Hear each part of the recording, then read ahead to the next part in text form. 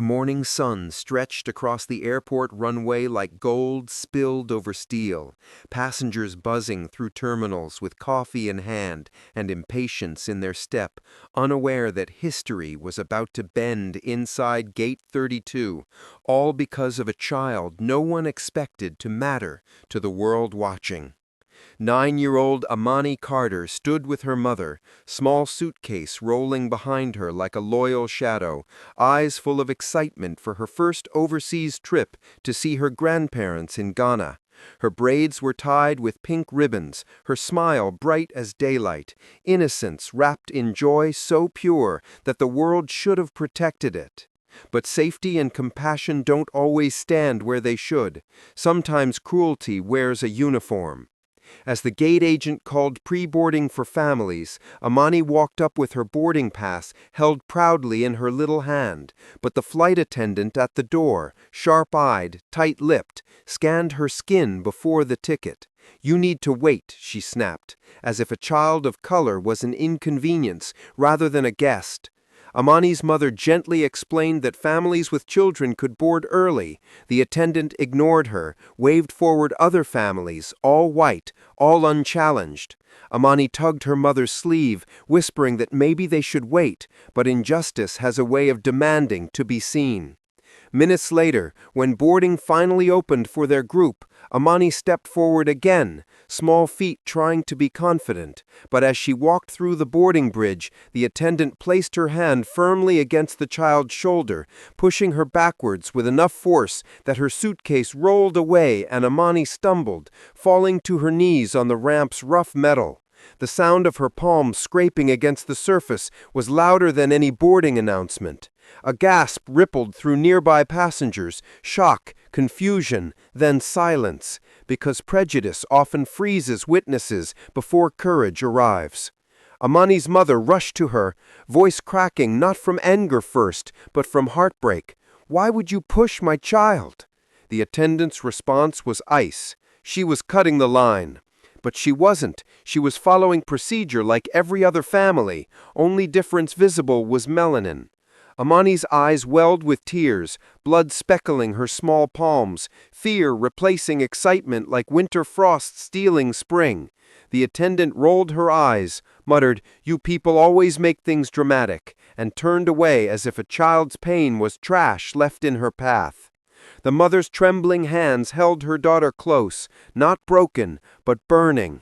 And the fire that spark ignited was about to consume an airline in less time than a boarding group calls out. 5 minutes later, not 5 hours, not 5 days, Amani's mother stepped aside from the gate counter, phone pressed to her ear with the efficiency of someone who didn't threaten justice, she summoned it. See, she was not simply a parent. She was federal civil rights litigation attorney Nadia Carter, undefeated in cases of racial discrimination, and more importantly, the daughter of a former aviation official who still held strings at levels even CEOs feared. Her voice was calm as iron cooling in water as she reported the incident to the FAA Emergency Bias and Safety Line, each detail documented, each violation numbered, each witness ready because passengers now stepped forward one by one. People who moments ago were silent, now courageous in the presence of truth. "We saw her push the child. The family had early boarding rights. She singled them out."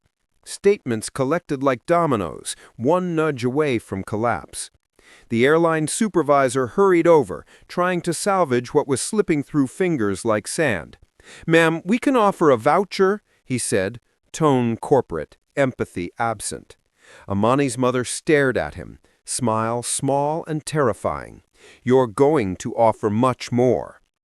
She requested body camera footage, gate surveillance, employee ID, all while the attendant stood stiff, pale now, mask of superiority cracking as realization seeped in. This wasn't a complaint. This was litigation already unfolding. Security approached, not to escort Amani, but to remove the flight attendant under immediate investigation. Passengers applauded, not with joy, but with relief. Someone finally pulled equality into daylight. Meanwhile, on the FAA call, Nadia spoke the words that shift the earth beneath corporations. Emergency crew suspension request. Discrimination-based safety risk confirmed. Authorization sent. The supervisor swallowed hard as his radio lit up, headquarters demanding immediate grounding of the flight until full protocol review was complete. Amani watched with wide eyes, pain fading into awe, as adults who once dismissed her now walked like shadows under consequence. Within minutes, the airline's senior manager arrived sweating, rushing, voice cracking through apologies that could not repair what prejudice broke. Nadia stood tall, daughter in her arms, her calm more terrifying than rage. The manager offered first class. She declined. They offered financial settlement. She declined. They asked what she wanted. Nadia handed them the demand list she drafted in the elevator. Mandatory anti-bias training for all staff nationwide. Termination review for the attendant. Policy reconstruction for boarding discrimination protections. Public apology released company-wide. And she added one final line. $47 million civil action for emotional and physical trauma. Silence fell like thunder hitting stone. They tried to negotiate. She didn't flinch. And they signed, not because they wanted to, but because a lawsuit with her name attached would destroy them worse than a payout. Hours later, when Amani boarded a new flight, hand bandaged, head held high, the pilot met her at the threshold with respect deeper than script. "Miss Carter," he said, kneeling to her height, "you didn't just board a plane today. You changed one." Amani smiled, small, soft, brave, and stepped onto the aircraft like a girl stepping into a future she helped rewrite. Somewhere behind them, the airline learned that no child is ever small enough to injure without consequence, not when her mother carries law like armor and truth like flame. If this story hit you, in your chest, your throat, your memory, don't let it disappear when you scroll away. Comment the moment that broke you or the moment that healed you. Was it when she fell? Was it when her mother rose? Share this video so people remember that silence is complicity and voice is power. Like if you believe no child should bleed to prove their humanity.